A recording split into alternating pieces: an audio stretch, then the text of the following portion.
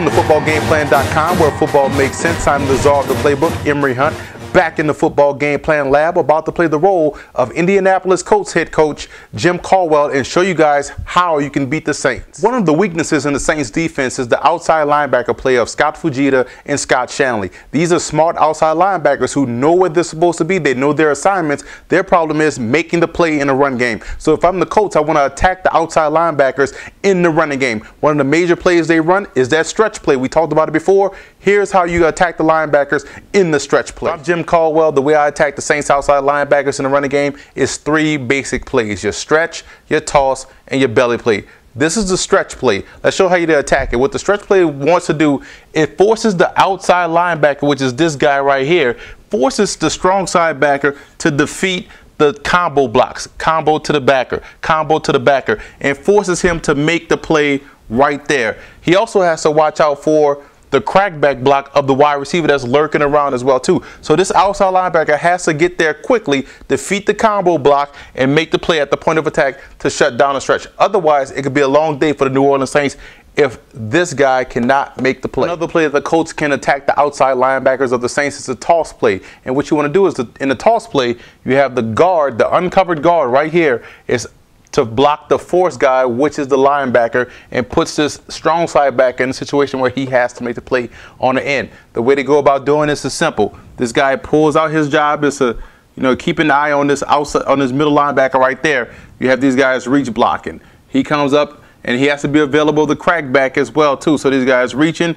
quarterback tosses the ball, tailback gets the ball out there. It puts this guy here in a situation where he has to come down this alley and fill right there on the spot. Where Saints linebackers struggle is getting to the play and making the play. They can get to the play, but they have problems making the play do those outside linebackers. So the toss play is a staple in which the Colts love to get to the perimeter immediately to stretch the defense out, to force the outside linebackers to make plays in the running game. One final play that the Indianapolis Colts can utilize to attack the outside linebackers of the New Orleans Saints is the belly play. And what the belly play is designed to do is to put this outside linebacker here in a situation where he has to step up and be a strength of attack right at the point of attack and make the play. How they go about doing that is this: down blocking, boom, down block on the linebacker, does a tight end, play side tackle, down blocks on the D tackle. The guard kicks out the defensive end right here, forcing this guy to make the play. Here's that belly, dive, come back here, pull out his face. So this is where all the action is located. They're trying to isolate this guy right here and force the outside linebacker to step up and fill that hole and make the play, because kicking out the end is going to leave a void about this size right here in the play. And this is the point of attack you want to utilize. That linebacker has to make the play, and that's important for the Colts to utilize this week against the New Orleans Saints and force those outside linebackers in situations where they have to make plays. The way to attack the Saints in the passing game is by utilizing a lot of different formations and sets, personnel groupings. That's going to effectively give you an opportunity to isolate the weak spot of that secondary, which is the nickel cornerback, Randall Gay, and strong safety, Roman Harper. So this is how you do that. You have, this is why I left this blank. It's your basic front man line, O-line, D-line. Let's put Peyton Manning in the shotgun. Normally you have Reggie Wayne over this way. So you have your Reggie Wayne right there. Let's say you have Collie right here. And you have your tight end, which is Dallas Clark right there. And you have Pierre Garçon out here with a die right there. So the way this is set up is that you normally, if you set up like this, you're going to normally have your corner, your nickel, a corner, your backers right here and the backer right there with your safeties up top. So that's the basic setup to this formation. And you want to, let's say this is Roman Harper, which is a strong safety. You want to isolate the tight end on Roman Harper. The way you do that is by taking advantage right here. Force him into a situation where he has to cover, and you create yourself a mismatch.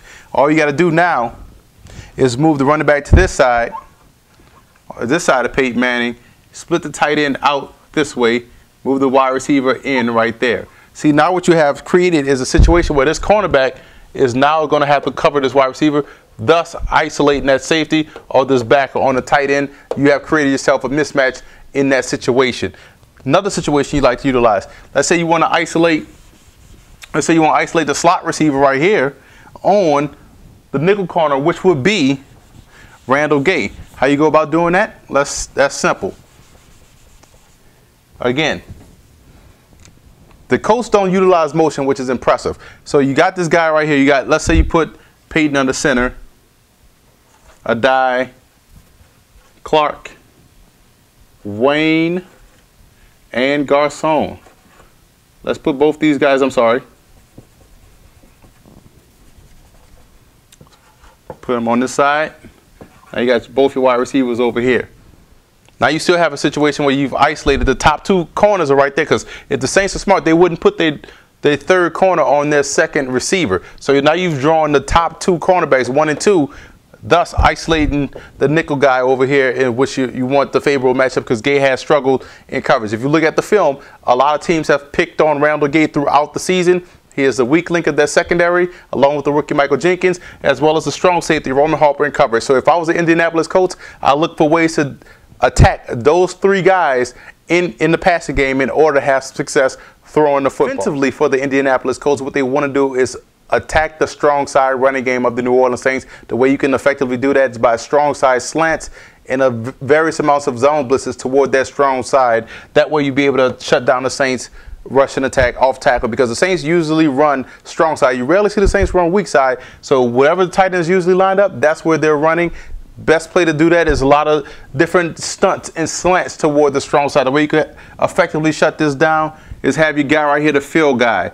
Slant, slant, slant, slant, and they can also fill, and he scrapes. So you can effectively slant strong side and make the tailback see the cutback lane in order to defeat you. But you want to influence the running back to go to the strong side, to stay on his path, which is probably going to be like this, and bounce outside. That way he's bouncing right into the waiting tacklers of the Indianapolis Colts. Another way you can attack the Saints in the passing game is by utilizing a lot of combo routes. And what I mean by combo routes is the fact that you have combinations of routes that intertwine, thus putting the defense in the bind where they have to pick one. Let's say, for instance, a simple combo route is a slant out combination. Right here is rather simple. Slant on the outside, inside man runs the out, thus creating a speed out, creating a lane right here. This is the hole. If this player right here jumps this out, slant is open.